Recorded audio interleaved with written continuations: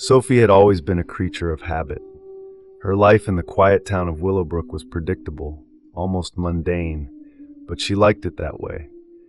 Every morning, she would wake up at 6:30 a.m., brew a pot of coffee, and sit by the window to watch the sunrise. She worked as a librarian at the local library, a job that suited her introverted nature perfectly. The library was her sanctuary, a place where she could lose herself in the pages of old books and forget about the world outside. But little did she know, her peaceful life was about to be shattered. It started with small things, things that Sophie could almost convince herself were just coincidences. A book she hadn't checked out appearing on her desk, the faint sound of footsteps behind her when she walked home at night, the feeling of being watched as she browsed the shelves. At first, she brushed it off. Maybe she had just forgotten about the book, or perhaps the footsteps belonged to a neighbor. But deep down, a gnawing sense of unease began to take root. One evening, as Sophie was closing up the library, she noticed something strange. The security camera in the corner of the room, usually a steady red dot in the darkness, was off. She frowned, walking over to inspect it. The power cord had been unplugged. Her heart skipped a beat. She was sure she hadn't touched it.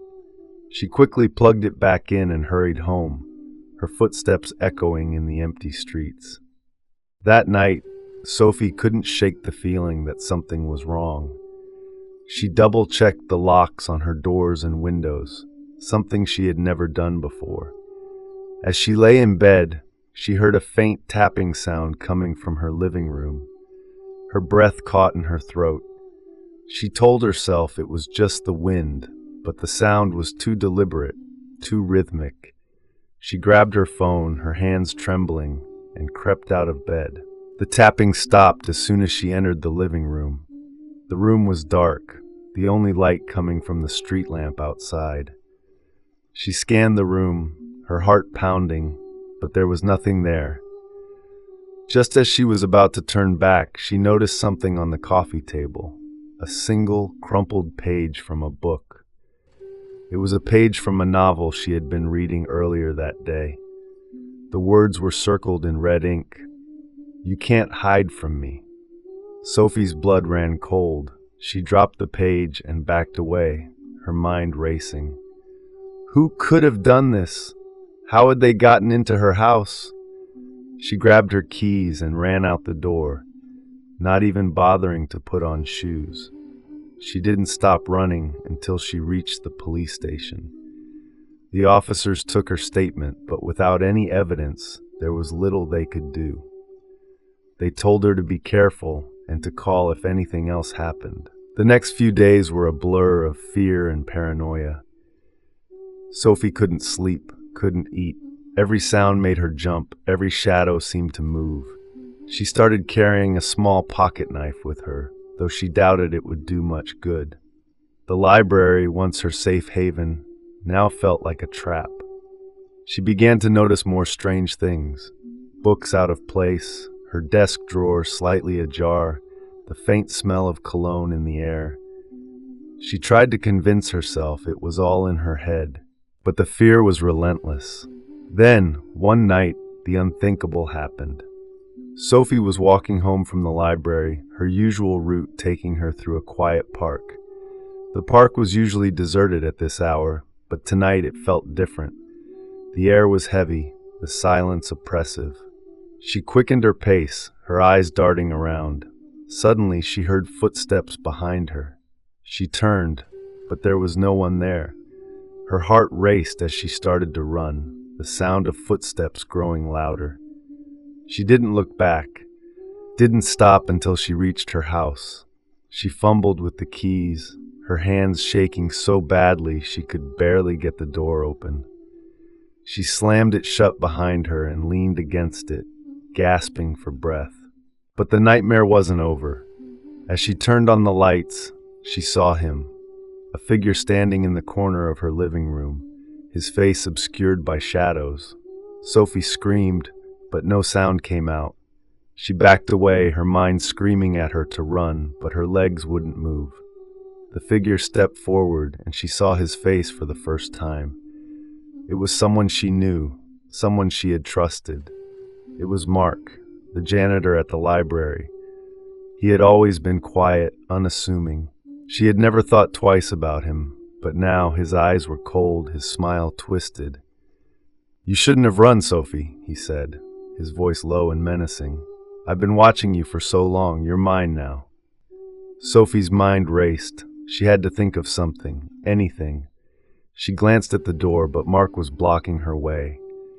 She looked around the room, her eyes landing on the fireplace. There was a poker leaning against the mantel. She lunged for it, but Mark was faster. He grabbed her arm, his grip like iron. She struggled, kicking and screaming, but he was too strong. He dragged her toward the basement, his breath hot on her neck. The basement was dark, the air thick with the smell of damp earth. Mark threw her to the ground, and she hit her head on the concrete floor. Pain exploded in her skull, and she felt herself slipping into unconsciousness. The last thing she saw was Mark's face, his eyes gleaming with malice. When Sophie woke up, she was tied to a chair, her arms and legs bound with thick rope. The basement was still dark, but she could make out the shapes of tools hanging on the walls, tools that sent a chill down her spine. Mark was standing in front of her, a knife in his hand. He smiled when he saw she was awake. "You're finally mine," he said, running the blade along her cheek. "I've waited so long for this." Sophie's mind raced. She had to get out of here. She had to survive. She looked around the room, her eyes landing on a small window near the ceiling. It was her only chance. She pretended to sob, her body shaking with fear. Mark leaned in closer, his breath hot on her face. She waited for the right moment, then kicked out with all her strength, her foot connecting with his knee. He stumbled back, and she used the opportunity to tip the chair over, crashing to the ground. The impact knocked the wind out of her, but she didn't stop. She wriggled her hands free and grabbed the knife Mark had dropped. She cut the ropes binding her legs and scrambled to her feet. Mark was already recovering, his eyes blazing with anger.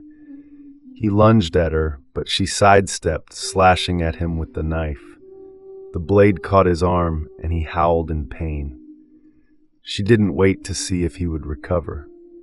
She ran for the stairs, her heart pounding in her chest. She could hear him behind her, his footsteps heavy on the stairs.